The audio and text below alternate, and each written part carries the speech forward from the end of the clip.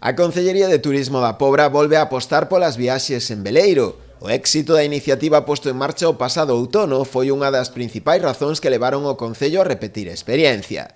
Serán en total 13 viaxes, a partir do próximo 19 de marzo, incluindo tamén toda a Semana Santa.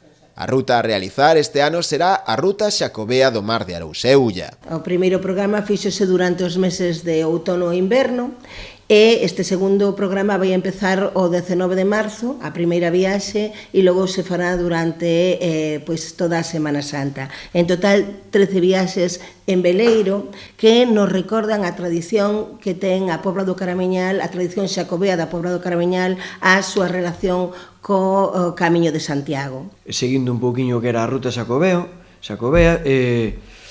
pasando, tendo en conta os cruceiros que ainda que parten de Ribeira, o primeiro de aquí é o de Puebla, despois é o de Cabo de Cruz, o de Rianxo, e despois xa entrando pola ría arriba as illas Malveiras e a de Cortegada, e ali facemos unha parada no náutico ali de Vila García para comer, e despois a volta vamos volvendo cara aquí, cara a Puebla, intentando facer toda a navegación o posible a vela. Para poder realizar estas viaxes será necesario reservar con antelación praza na propia oficina de turismo, xa que a capacidade do veleiro é de tan só 10 persoas. Os grupos serán reducidos de máximo 10 persoas e poderánse inscribir no punto de información turística que neste momento está no Museo Valle Inclán, en horario de martes a sábado de 11 a 13 e de 17 a 19 horas.